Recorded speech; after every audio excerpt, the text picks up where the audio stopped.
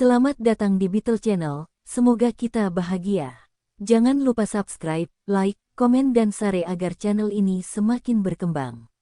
Terima kasih. Novel Kekuasaan dan Kekayaan, Bab 266. Sejak hari itu, semua petugas di biro memandang Dong Suebing secara berbeda. Setelah menaiki tangga, Dong Suebing bertemu Hui Guo dan Zhao Jingsong. Mereka tampak kelelahan seolah-olah mereka telah menangani kasus jin di mansion selama bermalam-malam yang tak terhitung jumlahnya. Tapi Dong Suebing menduga mereka harus menemukan cara untuk membantu Qian Fei membersihkan namanya.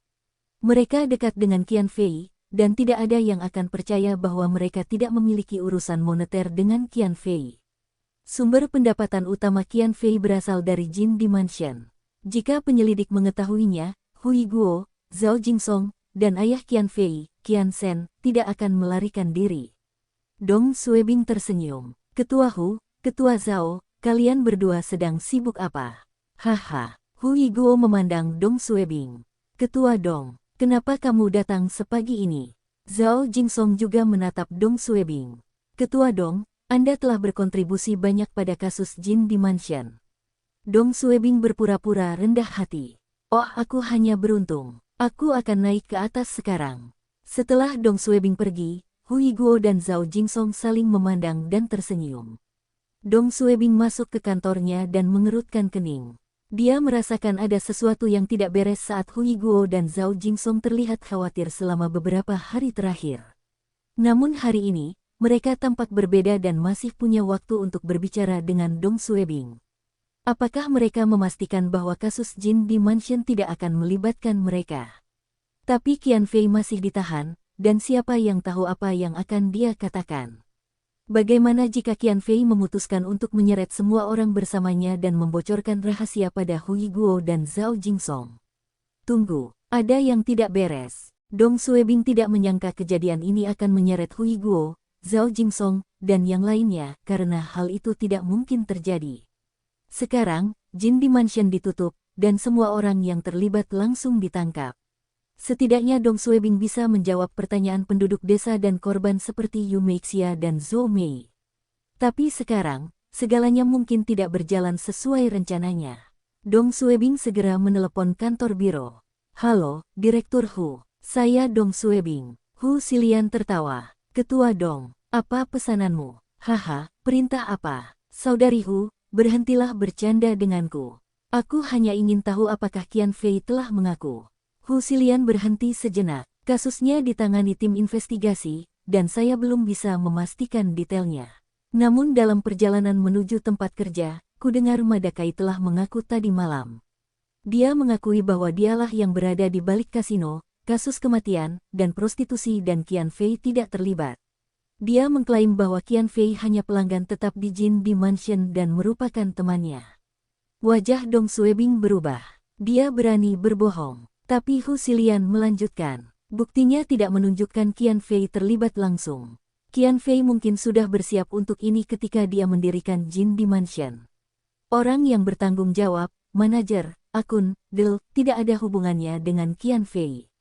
Setelah Madakai mengaku, dia mengeluarkan kartu ATM yang jumlahnya lebih dari 10 juta. Ini adalah pendapatan kasino. Dia telah mengambil alih tanggung jawab penuh atas kasus ini. Dong Suebing menarik napas dalam-dalam. Itu berarti Qian Fei akan bebas hukuman. Hu Xilian menghela nafas. Saya khawatir begitu. Meskipun banyak dari mereka yang ditangkap mengatakan Qian Fei adalah pelanggan tetap jin di mansion dan merupakan bos di balik tirai, tidak ada bukti yang membuktikannya. Qian Fei tidak pernah mengakui bahwa dia adalah bosnya, dan dia sangat teliti untuk tidak meninggalkan jejak apapun. Dong Suebing sangat marah. Madakai ingin mati. Ini dua kehidupan. Bisakah dia menanggung semuanya sendiri? Hu Xilian berkata dengan lembut. Mungkin ada masalah lain. Masalah lain. Dong Suebing mengerti apa yang sedang terjadi. Qian Fei pasti menjanjikan sejumlah uang kepada Madakai kepada keluarganya atau mengancamnya dengan keluarganya. Brengsek. Dong Suebing sangat marah. Dia telah berusaha keras, tapi tetap tidak bisa memenjarakan Qian Fei. Dong Suebing tahu Qian Fei adalah dalang di balik kasus kematian dan kasus pemerkosaan. Jika Qian Fei melarikan diri, semua usahanya akan sia-sia. Dering, dering, dering telepon kantor Hu Xilian berdering, kata Hu Xilian. Ketua Dong, mohon tunggu sebentar. Saya harus menjawab panggilan terlebih dahulu. Halo, pusat komando apa?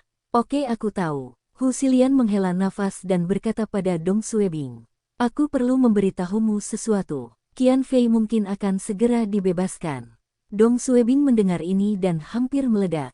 Bahkan jika mereka tidak memiliki bukti yang memberatkan Qian Fei sekarang, dia juga tidak boleh dibebaskan sekarang.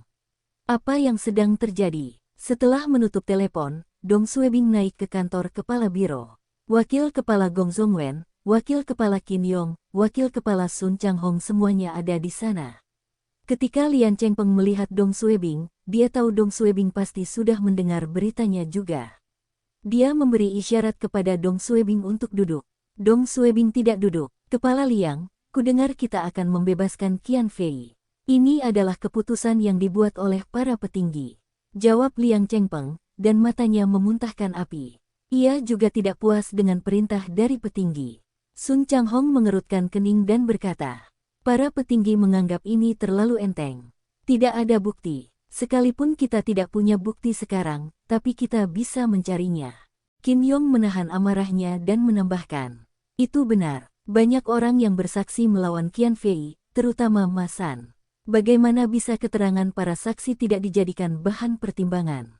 Ini juga buktinya. Selama Qian Fei terlibat dalam kasus kematian, pasti ada petunjuknya. Jika kita melepaskannya sekarang, dia akan mendapat kesempatan untuk menghancurkan semua bukti, dan kita akan kehilangan kesempatan untuk menangkapnya lagi, kata Dong Suebing. Kepala Liang, saya akan mendapatkan buktinya. Kami tidak bisa melepaskannya sekarang. Gong Zongwen dan Sun Changhong terlibat dalam penggerebekan Liang Chengpeng sebelumnya di Jin Dimension. Mereka tidak bisa mendapatkan bukti apapun pada dua penggerebekan sebelumnya dan merasa getir. Itu sebabnya mereka menaruh perhatian besar pada kasus Jin Dimension. Namun Jin Dimension kini ditutup dan ditemukan bukti yang mengaitkannya dengan dua kasus kematian dan kasus terkait lainnya. Namun pada akhirnya, dalang utama, Qian Fei, akan dibebaskan karena kurangnya bukti. Bahkan Gong Zongwen yang low profile juga menambahkan. Dalam perjalanan ke sini, saya dengar penyidik kasus ini murung. Semua orang ingin terus menyelidiki kasus ini. Ketua Liang, bisakah kita menunda pembebasan Qian Fei? Saya yakin tidak ada yang akan meragukan kemampuan investigasi kepala Dong di sini. Biarkan dia pergi dan kumpulkan buktinya. Liang Chengpeng menjawab dengan marah. Kalian semua mengira saya tidak ingin melanjutkan kasus ini. Ini dua kasus kematian. Juga, berapa banyak keluarga yang menderita karena kasino itu. Tapi sekarang, para petinggilah yang memberi perintah untuk segera melepaskannya. Liang Chengpeng juga merasa tidak adil. Meskipun dialah yang memimpin penyelidikan, orang-orang dari kantor kejaksaan menolak bekerja sama dengannya, dan para petinggi telah memberikan perintah. Liang Chengpeng tidak berdaya melawan mereka. Gong Zongwen, Sun Changhong, dan yang lainnya menghela nafas. Semua ini pasti hasil karya Qian Shen. Untuk menyelamatkan putranya, Qian Shen mencari bantuan dari koneksinya di kalangan petinggi. Dukungan Liang Chengpeng tidak sekuat orang-orang di belakang Qian Shen. Kurangnya bukti hanyalah alasan. Alasan sebenarnya mengapa Qian Fei bisa melarikan diri adalah karena ayahnya adalah kepala departemen publisitas, kata Liang Chengpeng. Tidak ada gunanya membicarakan hal ini. Kasus Jin Dimension sudah ditutup. Gong Zongwen, Qin Yong, dan yang lainnya tahu bahwa mereka tidak berdaya untuk melakukan apapun dan pergi. Ketua Dong, mohon tinggal sebentar. Liang Chengpeng menelepon Dong Suebing. Setelah yang lain pergi, Liang Chengpeng mengusap pelipisnya. Suebing, kamu telah menyelidiki kasus ini sejak awal, dan pembantumu juga terlibat. Saya tahu Anda tidak akan menerima hasil ini. Saya juga merasakan hal yang sama. Namun terkadang, menyerah bukan berarti kalah. Kami masih memiliki peluang lain. Apakah kamu mengerti? Gong Zongwen dan yang lainnya semuanya adalah perwira senior, dan Liang Chengpeng tahu mereka tidak akan membuat masalah. Satu-satunya kekhawatirannya adalah Dong Suebing. Dong Suebing memiliki temperamen yang buruk, dan Liang Chengpeng khawatir dia akan melakukan sesuatu yang gegabah. Dong Suebing mengerutkan kening. Kepala Liang, saya tidak akan pernah menyerah karena ini adalah masalah prinsip. Liang Chengpeng menggelengkan kepalanya tanpa daya. Apa yang ingin kamu lakukan? Dong Suebing menjawab dengan tegas. Saya akan melanjutkan penyelidikan. Para petinggi telah memberi perintah untuk menutup kasus ini. Jika Anda bersikeras menyelidiki kasus ini, Anda melanggar instruksi pemimpin pemerintah daerah. Dong Suebing menjawab dengan tegas. Siapa yang lebih besar, para pemimpin daerah atau hukum negara kita? Direktur Kian lebih besar dari partai. Saya melakukan hal yang benar sekarang. Saya akan menyelidiki Qian Fei dan memberikan jawaban kepada orang-orang. Anda ingin saya menyerah? Bagaimana saya bisa melakukan itu? Para pemimpin pemerintah daerah, sekalipun pimpinan kota, pimpinan provinsi, atau bahkan pimpinan pemerintah pusat ada di sini, mereka juga harus bersikap wajar dan taat hukum. Hanya karena dia adalah putra seorang anggota komite partai daerah, dia dapat dibebaskan dan kebal hukum. Mustahil. Liang Chengpeng menunjuk ke arah Dong Suebing. Kamu baik, kamu benar. Dong Suebing menjawab dengan marah. Kepala Liang, saya tidak menentang Anda. Saya sedang berbicara tentang kasus ini. Jika itu hanya kasus melukai seseorang, tidak apa-apa. Tapi sekarang, seseorang terbunuh di Jin Dimension. Jika kita berhenti menyelidiki hanya karena pemimpinnya mengatakan demikian, apakah itu berarti anak-anak mereka bisa seenaknya membunuh orang lain? Apa gunanya memiliki keamanan publik? Dong Suebing tahu tidak ada gunanya mengatakan apapun sekarang. Liang Chengpeng juga mengalami kesulitannya, dan Qian Fei tidak meninggalkan bukti nyata apapun. Dong Suebing berpikir dengan menutup Jin Dimension, Qian Fei akan terlibat dan dijatuhi hukuman balik jeruji besi. Siapa sangka ini akan sesulit ini. Kembali ke kantornya, Dong Suebing memikirkan apa yang harus dia lakukan. Dia tidak boleh melepaskan Qian Fei. Pertama, Dong Suebing memiliki rasa keadilan yang kuat, dan kedua, merupakan tanggung jawab dan kewajibannya untuk menangkap penjahat. Ketiga, dia telah berjanji pada Yu Meixia. Terakhir, yang juga merupakan alasan paling kritis, Qian Fei akan membalas dendam.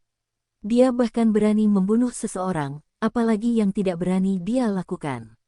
Ibu, kerabat, dan teman Dong Suebing akan berada dalam bahaya. Dong Suebing tidak punya cukup waktu dan bisa merasakan bahaya. Qian Fei dibebaskan. Banyak petugas yang kesal ketika mendengar hal ini. Bahkan orang idiot pun akan tahu Qian Fei adalah dalang di balik Jin Dimension. Tapi sekarang, biro membebaskannya, dan semua orang marah. Tidak ada yang mengira Kabupaten Yantai akan begitu rusak sampai mereka berani menutupi hukum. Bersambung, terima kasih telah menyaksikan dan mendukung channel ini.